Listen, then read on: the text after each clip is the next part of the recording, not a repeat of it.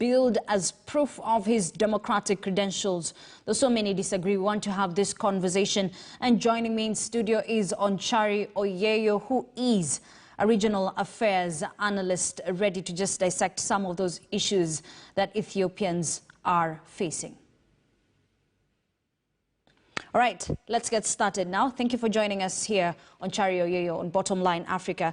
Let's start with the elections. Abiy Ahmed says that these are proof of his democratic credentials. Do you agree? Yes, thank you so much for inviting me. I think to a large extent I agree with him. This is a gentleman who came to office and made some steps which of course shocked many. He released so many of the political prisoners who are incarcerated in so many of Ethiopia's prisons. He went ahead and made it okay for political parties to be formed and to contest in elections. And actually, for the first time, we have about 50 political parties fielding candidates in the various positions that are available for contesting at this time. So I agree with him. I think he's walking the talk of trying to make Ethiopia a democracy.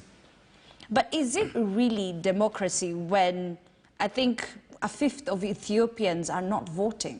That is not because he has decided to exclude a fifth of Ethiopia from voting. That is because of, number one, insecurity, number two, logistical issues, number three, infrastructure. So you cannot blame him. Actually, if I may say, the places that have been excluded for those reasons do not, in a major way, have the kind of potential you'd expect to alter the outcome of the elections.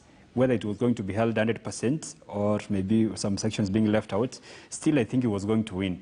So I think I still agree with him when he says he wants Ethiopia to be a democracy. He is actually, I think, committed. It's unfortunate, of course, especially on the Tigray part of the country, there is war that is ongoing. That place is not voting, because those guys attacked a military base and, the government responded. So all the 38, voting blocks or constituencies, if you like, are going to be not, participating. They're not going to participate in the election. So it's not the making of the prime minister that those places are not participating in this election. Oh, okay. But here's the thing, yeah? This elections that we're witnessing right now is the first round. Then there's a second round in September. Let's not forget that no date has been set for the Tigray region. Whether they, because of conflict or not, they are Ethiopians and they have a right to free, elect whoever they see fit. So why not set a date for them? Now, that is not the job of the Prime Minister. All he has to do is to make sure the government, of course, he heads, sets aside resources to make sure after this first round of elections, the remaining 110 slots also then what? Scheduled for elections. When? That's the thing. The month that has been selected, like you said, is September. But then they'll have to monitor so many elements so as to be sure when it comes to dates.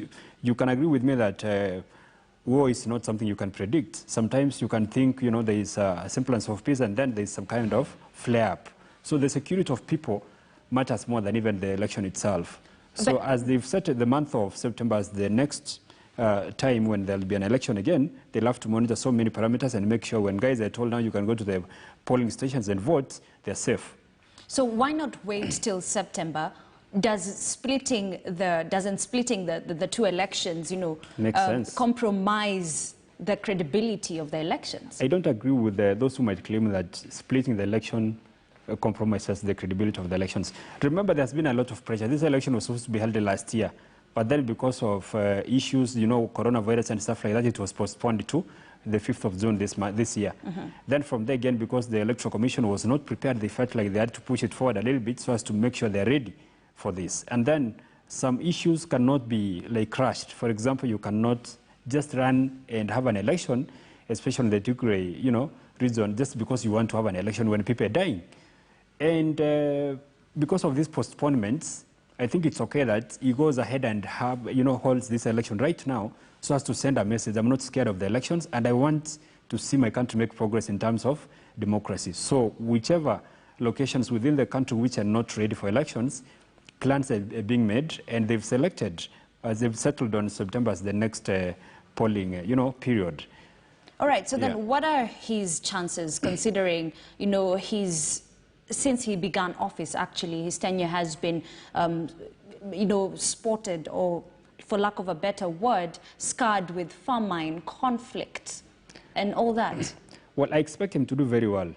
I want us to start by remembering that the party leads, which we call the Prosperity Party of Ethiopia, was formed after the dissolution of some of the strongest factions within the country. So he has what we call a solid majority. Number two, this is someone who's, I think, was a lot of, positive credentials. Ethiopians like him. His ratings are very high. He's viewed very favorably compared to the, other guys I could call factional leaders or warlords. So his chances are very good. His party is going to win. It's actually the favorites. Whether there is, even if it was held uniformly throughout the country again, I think he still was going to win. He's going to win. It's going to be some kind of acknowledgement of the steps he's made in pushing Ethiopia forward. I want us to remember that the last time elections were held in Ethiopia was 2005. Yeah. So he's very courageous, given that he came to power and then he said, you know what, it's time to open up the country for multipartyism and true democracy. It's not going to be realized within a day. It's going to be a process, and I think I like the steps he's making. He's in fact very bold to have opened it up to 50 political parties, number one, and then number two, allowing all these guys to do what? To contest. He's a courageous guy. He's self-confident, and he knows the agenda he has for Ethiopia is the best. All right, so let's talk about agenda. Let's say he does win this election. There's so much that needs to be done in Ethiopia. Talk to us about the in-tray, considering there was conflict. COVID-19 pandemic has ravaged the nation just like any other in the world.